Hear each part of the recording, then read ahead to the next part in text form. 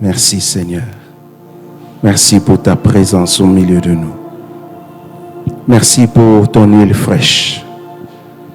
Merci Seigneur pour ton esprit. Merci Seigneur parce que tu te décides ce soir à faire quelque chose dans la vie de mon frère et de ma sœur. Merci parce que ce soir, l'armée céleste est présente. Parce que ce soir, tu ouvres l'intelligence de quelqu'un.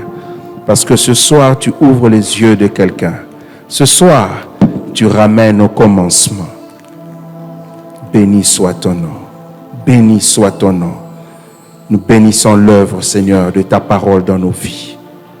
Nous bénissons l'œuvre de ta main dans nos vies, ce soir et pour toujours. Nous t'avons ainsi prié avec le Saint-Esprit au nom de Jésus. Amen. Amen. Alléluia. Que le nom du Seigneur Jésus-Christ soit glorifié ce soir. Alléluia. Je disais que le nom du Seigneur Jésus-Christ soit glorifié ce soir. Ça commence à venir. Que le nom du Seigneur Jésus-Christ soit glorifié ce soir. Alléluia. Gloire au Seigneur. Je suis dans la joie de me retrouver encore une fois de plus au milieu, j'allais dire au milieu de vous, mais au milieu de nous, parce que moi-même je suis du nombre. Alléluia. Moi-même je suis du nombre. Ah, que Dieu est bon. Content de vous revoir. Ah, les bien-aimés à la chorale. Ah, maestro, content de te revoir. Ah, je vois mon frère là-bas. Je vois papa Jean-Claude, maman, ancien Fingama. Ah, je vois papa. Ah, la dernière fois, je ne vous ai pas vu. Vous allez bien, maman. La dernière fois, je vous ai cherché, je ne vous ai pas vu. Alléluia. Gloire au Seigneur. Gloire au Seigneur. Gloire au Seigneur. Je suis dans la joie d'être là ce soir au milieu de nous. Et c'est une soirée particulière. Amen. Vraiment, pour moi, c'est une soirée particulière. Et cette année, c'est vraiment particulier. Parce qu'en fait, aujourd'hui, en principe, c'est une soirée où je suis en train de chanter, de danser, de sauter. Parce qu'en fait, c'est l'anniversaire de mon épouse. S'il vous plaît, joyeux anniversaire, maman. Joyeux anniversaire à maman Sadi. Lève-toi, s'il te plaît.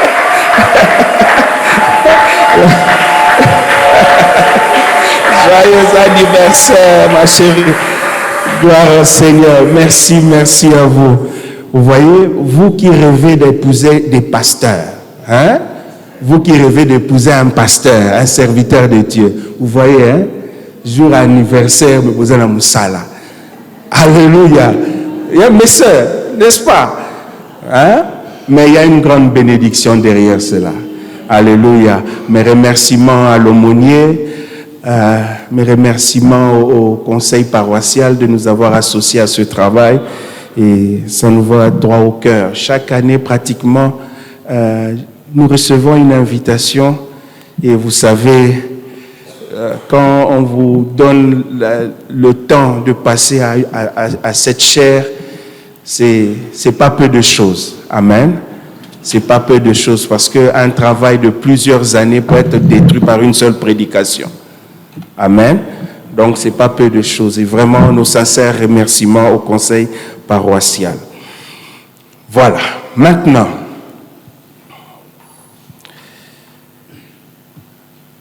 ce soir, on va parler de la confiance en Dieu. Pourquoi toujours faire confiance en Dieu? Amen. Pourquoi? On est dans un environnement très stressant. Le monde est plein d'incertitudes, plein de défis, que ce soit dans les finances, la santé, dans nos relations, dans la vie professionnelle, la vie estudiantine, dans nos entreprises, il y a beaucoup de défis. Et des fois, il suffit d'un rien pour sombrer dans les soucis. Il suffit d'un rien pour sombrer dans les soucis. Mais la confiance en Dieu nous permet quand même de tenir. Alléluia. La confiance en Dieu nous permet de tenir dans ces défis, dans ces épreuves, dans ces tempêtes. Elle nous permet de tenir. Et ce soir, je sais que nous avons travaillé toute l'année. Tu prospéreras à tous égards. Dieu te veut prospère. Amen. Nous avons été enseignés. On a prié. Nous avons cherché Dieu toute l'année pour cette prospérité. Je sais que l'année finissant, certains ont vu quelque chose. Ils sont en train de bénir le Seigneur. D'autres n'ont pas encore vu. D'autres se disent, ah, Dieu m'a oublié. Amen. Mais avant d'aller plus loin, j'aimerais te dire ceci. Ce n'est pas parce que tu as vu chez l'autre quelque chose que chez toi tu n'as pas vu que Dieu n'agit pas. Amen. Ce n'est pas parce que tu as vu chez ton frère ou ta sœur des mouvements dans sa vie que chez toi tu n'as pas vu que Dieu n'agit pas. Détrompe-toi. Amen. Détrompe-toi. Pourquoi je dis ça? Eh bien, peut-être que toi, tu es un immeuble à plusieurs étages. Et que peut-être ce que tu as vu chez l'autre se manifester, parce que peut-être lui, il est une maison basse. Tu n'as pas compris. Peut-être que chez le voisin, c'est une maison basse, mais que ta vie à toi est un immeuble à plusieurs étages. Ce qui veut dire, quand l'architecte ou l'ingénieur qui travaille chez le voisin a posé le fondement en moins de temps, il a commencé l'élévation, il est arrivé à la toiture, mais chez toi, quand il est arrivé à la toiture, on est encore en train de creuser. On est encore en train de creuser. Pourquoi? On descend plus profond que chez lui, parce que chez toi, tu vas monter plus haut que chez lui. Est-ce que tu m'as compris? Je ne pense pas que tu m'as. Si tu m'avais compris, tu allais te lever, pousser un grand cri. Alléluia. Amen. Donc peut-être que toi, tu es un immeuble à plusieurs étages, à plusieurs niveaux. Voilà pourquoi on prend le temps de bien faire les grosses œuvres, comme les gens du domaine disent. Il faut fondation qui t'a bien. Parce que béton, on est fait à la très solide pour supporter le poids de la bénédiction. Alléluia. Donc ne t'inquiète pas. Et je suis venu te dire, continue à te confier au Seigneur. Amen. Nous allons prendre nos textes. C'est difficile pour moi. Il y a tellement de choses à dire. Il y a tellement de choses à dire, mais on n'a pas assez de temps. Donc que le Seigneur m'aide, que nous allions à l'essentiel et que nous ayons le temps de prier. Amen. Que le Seigneur m'aide. Vous remarquez, j'ai tendance à tourner comme ça. Je n'ai pas vu mon vieux, il est où? Entre parenthèses. Ceux qui m'ont compris ont compris. Alléluia. Le premier texte que nous allons lire est dans Jérémie 17. Jérémie 17, versets 7 et 8. Je disais, Jérémie, chapitre 17, versets 7 et 8. Jérémie, chapitre 17, versets 7 et 8. Je lis pour l'assemblée. Béni soit l'homme qui se confie dans l'Éternel et dont l'Éternel est l'espérance. Il est comme un arbre planté près des eaux et qui étend ses racines vers le courant. Il n'aperçoit point la chaleur quand elle vient et son feuillage reste vert. Dans l'année de la sécheresse, il n'a point de crainte et ne cesse de porter du fruit. Amen. Le second texte est dans Ésaïe. Nous le lirons directement et puis après nous allons voir ce que le Seigneur nous dit. Isaïe au chapitre 43, versets 1 et 2. Isaïe, chapitre 43, versets 1 et 2. Ainsi parle l'Éternel, qui t'a créé, ô Jacob, celui qui t'a formé, ô Israël. Ne crains rien, car je te rachète. Je t'appelle par ton nom. Tu es à moi. Si tu traverses les eaux, je serai avec toi. Et les fleuves, ils ne te submergeront point. Si tu marches dans le feu, tu ne te brûleras pas. Et la flamme ne t'embrasera pas. Amen. Nous pouvons nous rasseoir. Que le nom du Seigneur Jésus-Christ soit béni ce soir. Alors, vous voyez que le premier texte que nous avons lu attire notre attention sur la confiance en l'Éternel. Amen. Et il prend ce langage symbolique, imagé, où on compare cet homme, toi et moi. Lorsque nous mettons notre confiance en Dieu, il nous compare à cet arbre planté près du courant d'eau et qui étend ses racines dans l'eau. Amen. Et on dit que celui qui se confie en l'Éternel de la sorte est stable. Amen. Son feuillage ne se flétrit point. Et le deuxième texte nous interpelle aussi. Mais il essaye d'aller encore plus loin. Le deuxième texte nous emmène encore plus profond. Amen. C'est que il relève cette communion, cette relation personnelle, individuelle avec le Seigneur. Il dit, je te connais par ton nom. Amen. Je te connais. Il y a cette intimité, cette relation de proximité et cette assurance de la présence de Dieu dans toutes les circonstances que nous allons traverser ou que nous traversons. Amen. Et je disais, il y a beaucoup de choses à dire, mais on va voir ce que le Seigneur va faire avec nous ce soir. Alors, j'aimerais d'abord que nous essayions de comprendre. Nous connaissons ces textes. Amen. Vous les connaissez, je les connais. Vous l'avez déjà lu plusieurs fois, je l'ai aussi déjà lu plusieurs fois. Mais qu'est-ce que Dieu veut encore nous dire au travers de ces textes ce soir? Peut-être que c'est une seule pensée, mais je crois qu'au travers de cette pensée-là, il y a des grandes choses qui arriveront dans ta vie.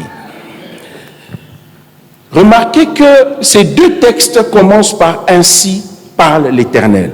Dans Jérémie, on n'a pas lu au verset 5, mais cette partie-là commence au verset 5 et c'est Dieu qui parle. Il dit « Ainsi parle l'Éternel ». Dans Isaïe, c'est « Ainsi parle l'Éternel ». Donc nous sommes déjà dans un contexte où Dieu lui-même, l'Éternel, pose son sceau. Amen. Lui-même pose son sceau, lui-même est garant de ce qu'il est en train de dire, de ce qu'il est en train de faire. Amen. Donc ça c'est la première des choses que nous devons retenir, que dans ces textes, Dieu lui-même s'engage. Amen. Et j'aimerais te dire que ce soir, Dieu lui-même s'engage devant toi. Tu ne m'as pas entendu. Peut-être parce que tu n'as pas compris la gravité de la situation. L'Éternel s'engage devant toi. Il dit, ainsi parle l'Éternel. Amen. Et il commence par dire, béni soit l'homme qui se confie en l'Éternel. Bien-aimé, ce soir, j'aimerais seulement que nous puissions comprendre un peu la profondeur de ces deux textes, tirer quelque chose et prier. Alors peut-être que je vais aller vite, parce qu'on n'a pas beaucoup de temps, mais Dieu va nous aider. Béni soit l'homme. Béni soit l'homme. Béni soit l'homme. Quand on parle de bénir ici, béni soit l'homme, ce mot-là, au-delà de bénir, veut dire aussi faire s'agenouiller. Amen. Faire s'agenouiller. Maintenant, celui qui se confie en l'Éternel, il rencontre Dieu, il arrive devant Dieu, c'est-à-dire quoi? Dieu honore sa confiance, Dieu fait quelque chose, Dieu intervient dans ta vie, de telle sorte que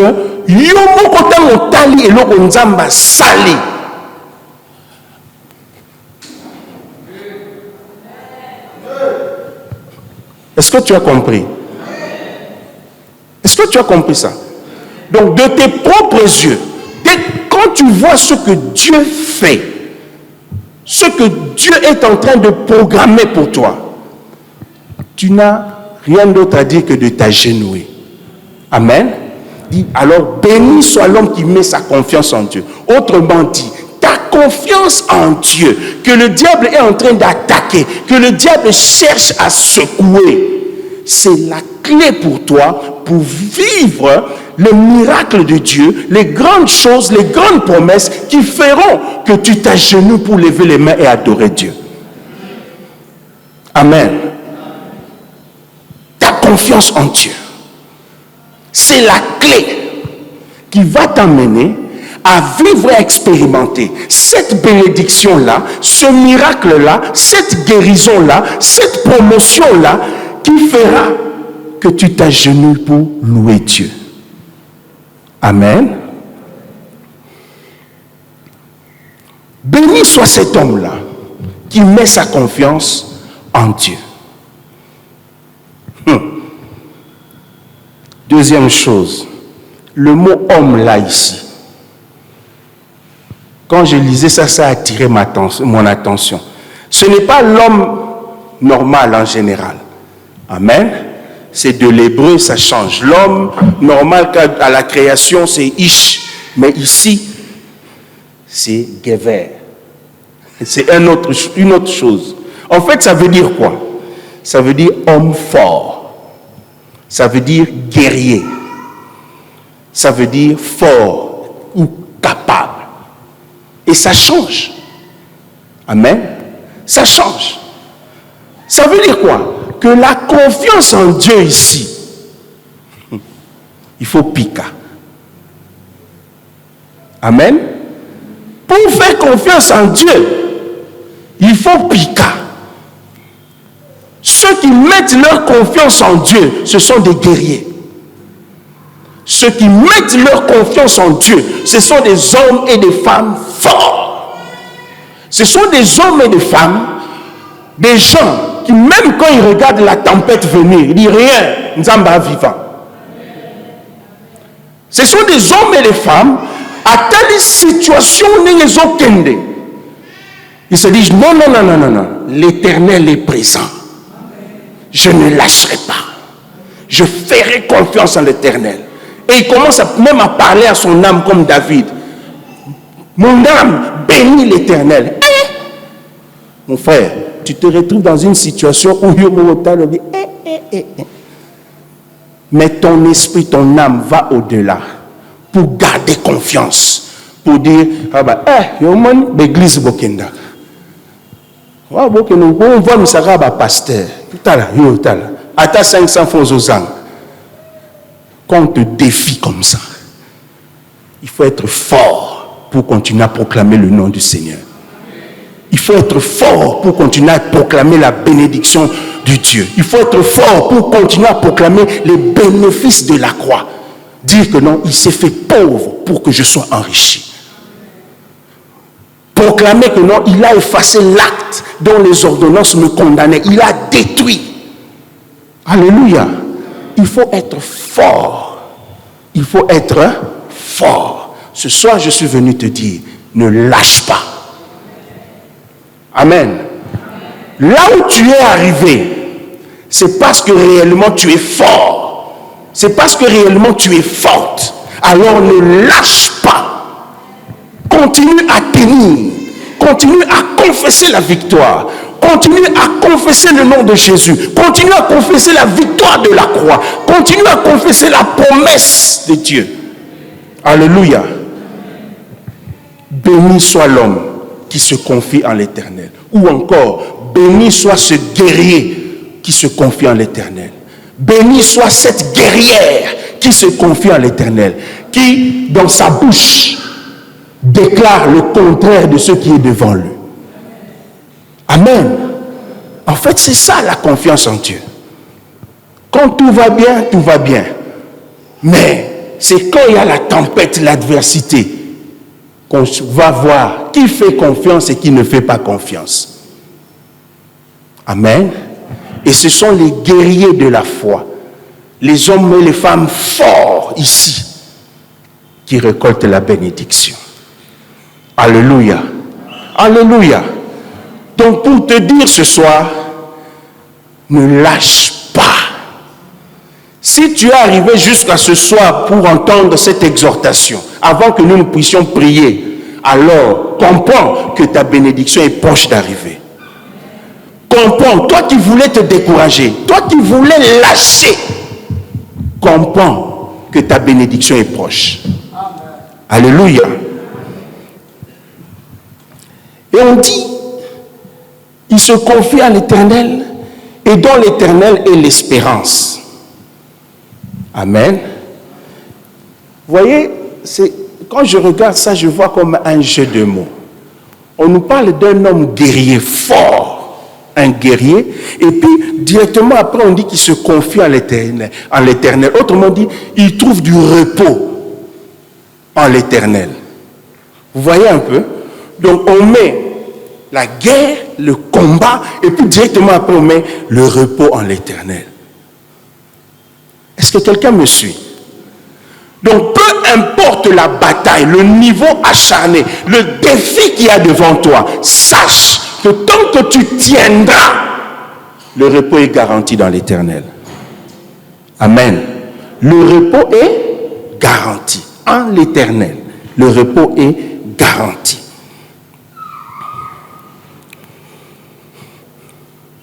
Et cet homme-là, il est planté près des eaux.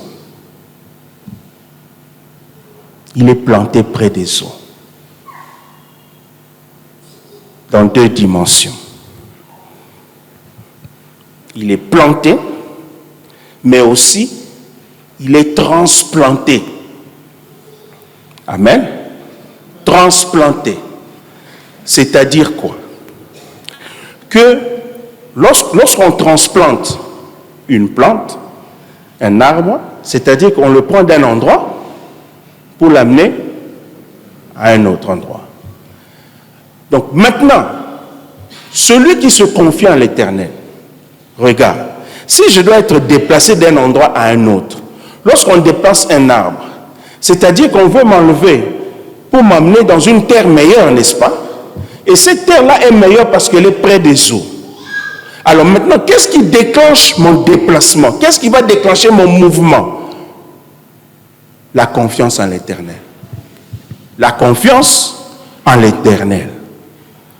Peu importe là où tu te trouves maintenant, mais je te dis ce soir que la confiance que tu vas maintenir, la confiance avec laquelle tu vas lutter à t'accrocher à cette promesse-là que Dieu t'a faite, fera que tu seras déplacé. Amen. Tu seras déplacé. Cette confiance-là va te déplacer du milieu aride vers le milieu fertile. Du milieu sec vers le courant d'eau. C'est cette confiance-là qui va te déplacer. Alléluia. Alors ce soir, je te le répète encore, ne lâche pas. Ne lâche pas, parce que assurément, le temps de ton déplacement est arrivé. Le temps de ton déplacement est arrivé. Le temps où le Seigneur va t'enlever de cette terre sèche pour t'amener près du courant d'eau. Le temps est arrivé. Alors ne lâche pas. La confiance en Dieu est la clé. Amen. La confiance en Dieu est la clé. Donc, pour faire simple, dans ce premier texte, Dieu va faire des choses qui vont nous amener à nous agenouiller pour le bénir, à cause de notre confiance en lui. Et nous, notre part, c'est d'être forts, de tenir, d'être des guerriers de la foi. Même quand tout crie contre nous, tout le monde agit contre nous, mais maintenir la foi, la confiance dans le Seigneur. Et c'est là que Dieu va nous conduire dans le repos, va nous déplacer de cette terre sèche vers le courant d'eau. Amen. Et donc, nous voyons là la bénédiction de cet homme qui se confie en Dieu. Nous voyons la stabilité et l'assurance. Parce que ce texte dit que même dans la sécheresse, il reste vert, il reste productif. Amen. Il reste vert et productif. Une prospérité spirituelle, oui, mais alors, la conséquence c'est quoi? 3 Jean 2. Bien-aimé, je souhaite que tu prospères à tous égards. Comme prospère? Alors, si tu tiens ferme et que Dieu ici te rend stable, que malgré la tempête, tu restes stable, verdoyant, tu continues à porter du fruit, ton esprit, ton âme prospère, continue à prospérer malgré le combat, c'est-à-dire quoi? Que cette prospérité va faire quoi? Va déborder. Cette prospérité va aller au-delà. Ça va quitter ton esprit pour commencer à affecter les domaines de ta vie. Alléluia. C'est ça. Tenir ferme. Amen. Tenir ferme. Mais aussi, on voit qu'il n'y a pas de crainte.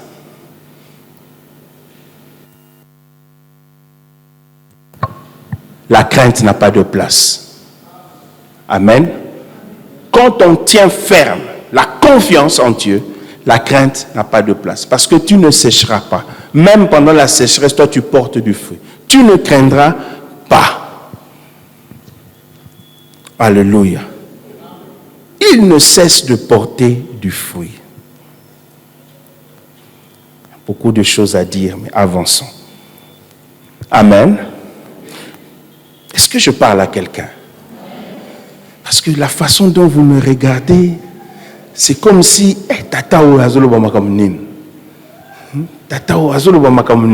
mais je prie Dieu que quelqu'un comprenne et qu'il comprenne que la confiance en Dieu est la clé de son miracle, la clé de sa bénédiction, la clé pour le changement de cette situation-là qui a perduré. Je prie que tu comprennes ça. Que tu comprennes ça. C'est la clé de ton déplacement, le mouvement que tu attends, le mouvement que tu espères là depuis un certain temps.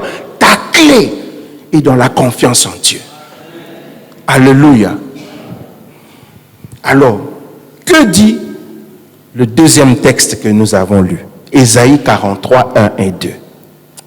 Ah, vous savez, quand je relisais ce texte aujourd'hui, j'ai failli bondir de ma chaise.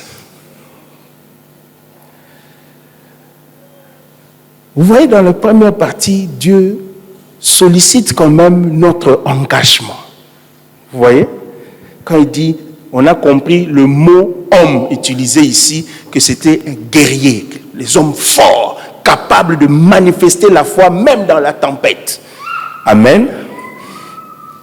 Mais ici, maintenant, Dieu va encore plus loin. Ainsi par l'Éternel, il met son sceau pour garantir la puissance qu'il y a dans cette parole. Et il insiste. Il aurait pu dire ainsi par l'Éternel, voilà. Mais il insiste. Ainsi parle l'Éternel qui t'a créé, ô Jacob.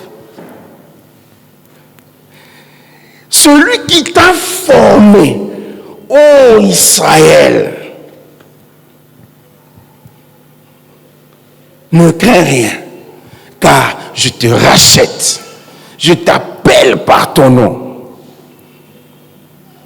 En réalité, lorsque nous regardons ce verset, ce texte, ces deux versets, nous retrouvons ici des verbes du commencement. Amen. Nous retrouvons des verbes du commencement. Quand je dis verbe du commencement, c'est-à-dire, par exemple, créer. Au commencement, Dieu créa. Amen. Au commencement, Dieu créa. Et à un endroit, on nous dit, Dieu forma. Hein? Dieu forma l'homme avec la terre. Vous voyez? Donc, Ésaïe ici nous ramène à la création. Ah, Seigneur, j'aimerais dire à quelqu'un ce soir, il y a des saisons dans la vie, mais je crois que par la confiance en Dieu, la confiance que tu fais en Dieu, à partir de ce soir, cette confiance-là va te ramener à la création. C'est-à-dire quoi? Les choses qui ne marchaient plus vont ressusciter. Les choses qui étaient mortes vont ressusciter. C'est-à-dire ce qui n'existait même pas va venir à l'existence à cause de ta confiance en Dieu.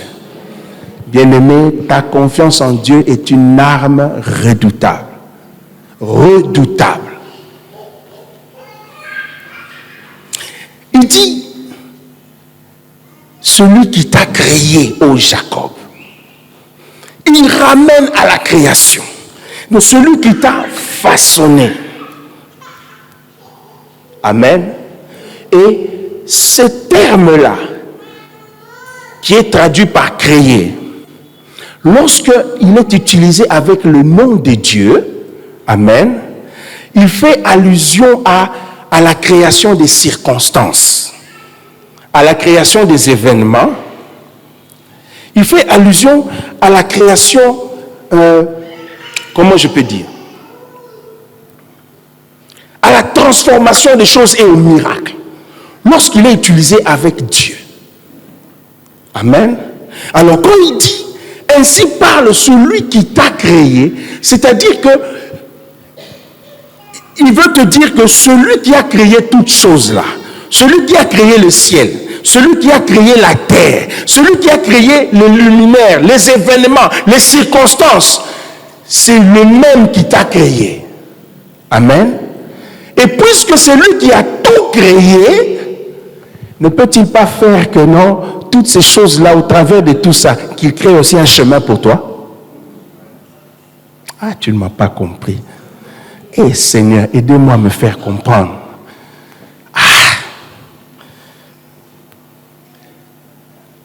Pas parce que vous me comprenez.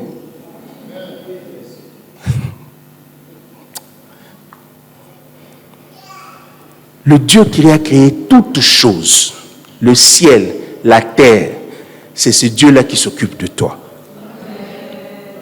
C'est lui-même qui s'engage. Il revient, il utilise le terme du commencement, de la genèse, pour te parler, pour te dire que même si tu ne vois rien aujourd'hui, si ça devient compliqué aujourd'hui, je suis le Dieu du commencement. Je peux recommencer toutes choses pour toi. Je peux créer pour toi. Je peux frayer un nouveau chemin pour toi. Je peux aplanir les choses pour toi. Mais toi, aie seulement confiance en qui? En moi. Alléluia. C'est ça qu'il est en train de dire. Et il commence par Jacob. Et il va par Israël. Oh mon Dieu. Oh mon Dieu. Quand est-ce que le nom de Jacob a été changé en Israël? Alléluia. Quand? Je sais qu'il y a les lecteurs de la Bible.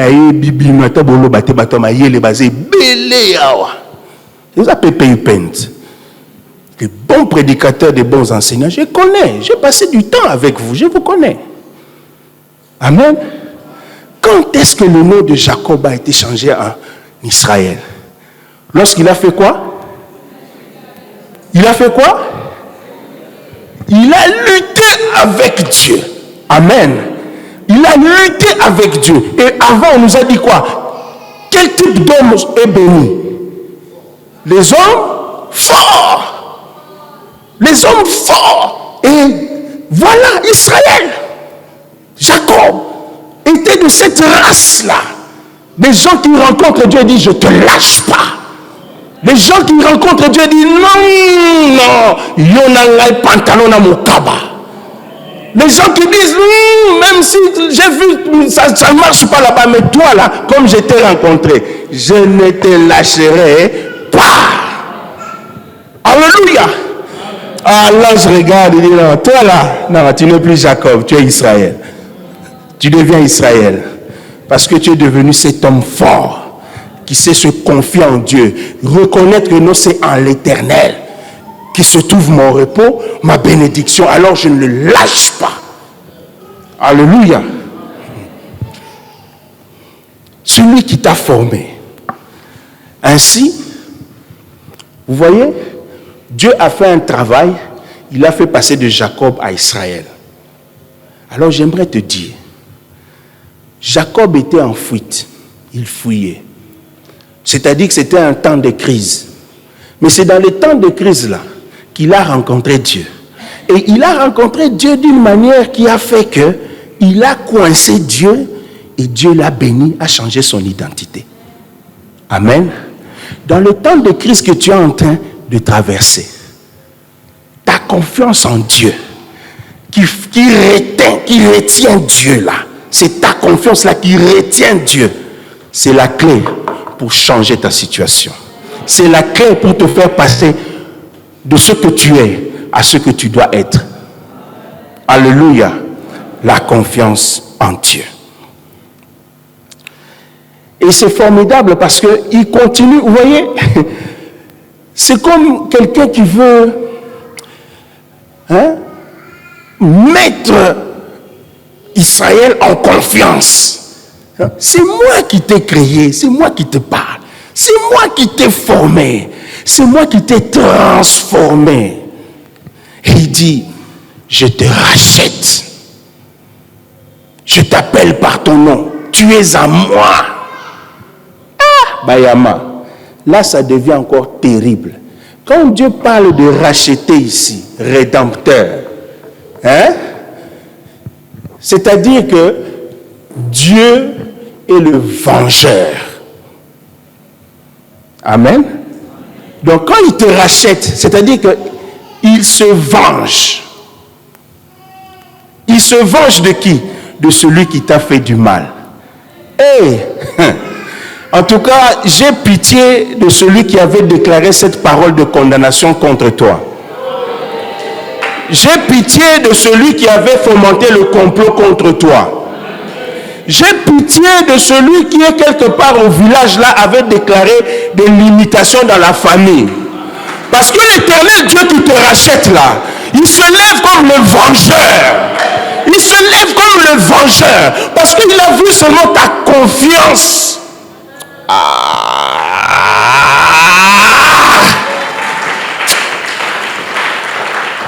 N'est-ce pas que la parole de Dieu dit qu'il est le consommateur de notre foi?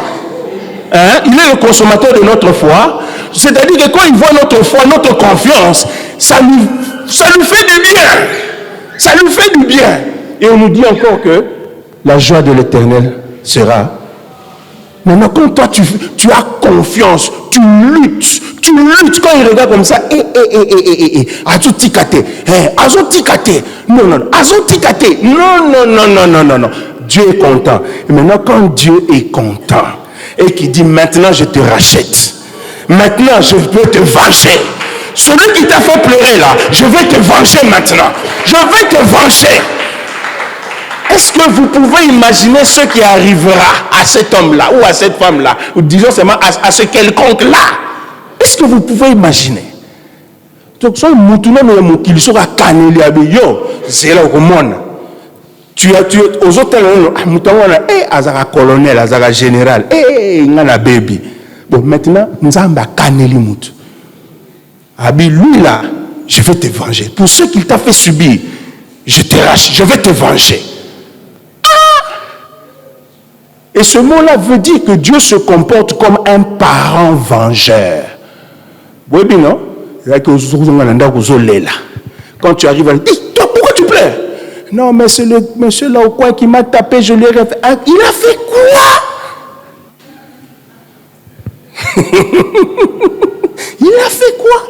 Même des fois, les parents à l'école, aux maîtresses, aux maîtres à Bétimoine, moi, na trace. C'est quoi ça? Aux maîtres à Bétakinga. Allons à l'école, n'est-ce pas? Allons à l'école. Là, le papa ou maman devient parent vengeur. Maintenant, Dieu entre dans cette affaire-là. Il dit, je te rachète. En fait, pour dire quoi? Maintenant, moi-même, je vais te venger. Hey, j'ai pitié de lui. J'ai pitié de lui. En fait, vous voyez, ta confiance en Dieu là, qu'on veut déstabiliser, vous voyez à quel point ça peut amener Dieu à agir dans ta vie. Est-ce que tu comprends comment ta confiance en Dieu peut amener Dieu à s'engager dans les affaires de ta vie au point où Dieu commence à se venger de ceux qui te font pleurer? Tu n'as pas compris. Vous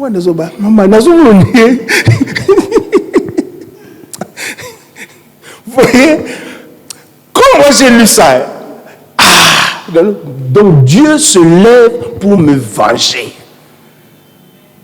L'ennemi qui m'a fait pleurer, cette situation-là qui a perduré, hein? Cette parole-là qui a été lancée, qui m'a fait du mal.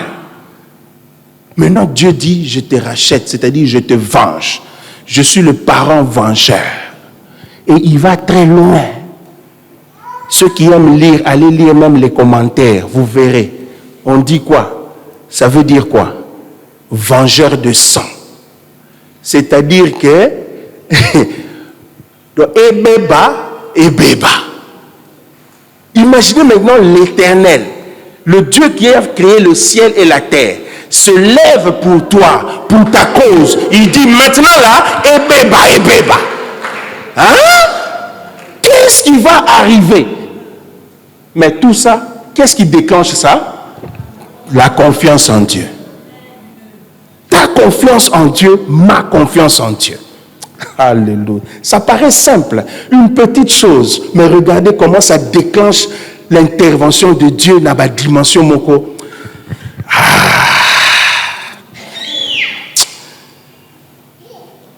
Aïe, aïe, aïe, aïe, aïe, aïe, aïe.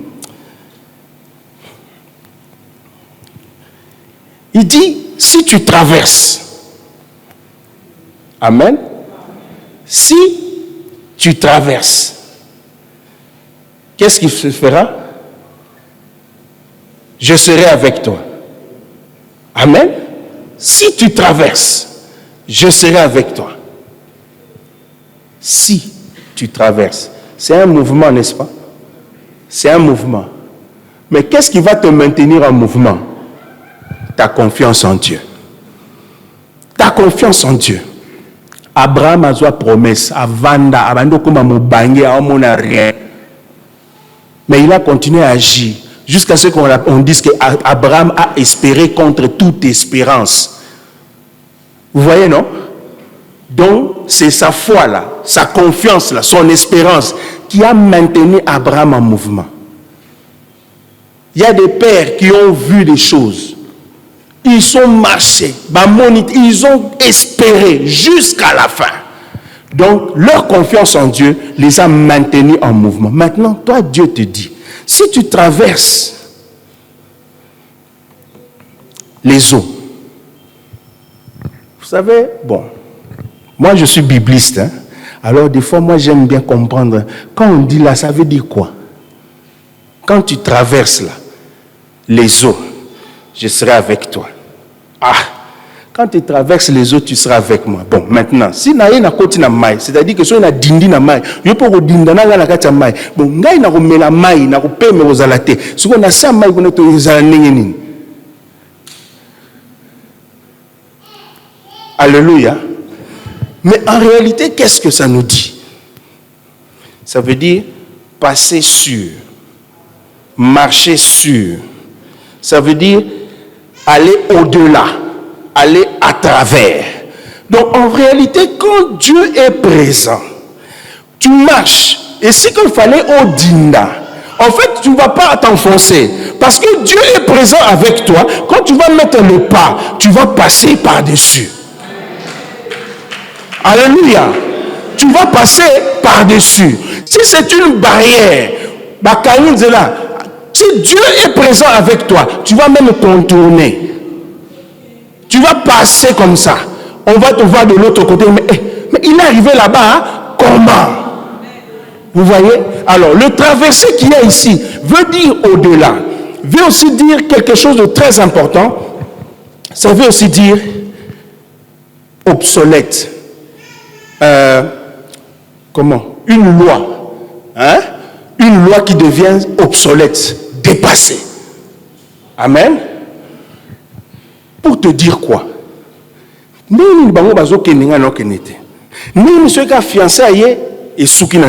Comment ce qu'on a bandit, il faut souka. Donc en fait, toutes les lois, amen, qui pesaient, qui étaient là avec Dieu, à cause de ta confiance, toutes ces lois-là deviennent obsolètes. Ces lois deviennent obsolètes. Ces lois n'ont plus d'efficacité, ces lois n'ont plus de puissance. Mais qu'est-ce qui va faire ça? Ta confiance en Dieu. Ta confiance en Dieu. Ah! Lèvons-nous, nous allons prier. Lèvons-nous. Lèvons-nous, nous allons prier.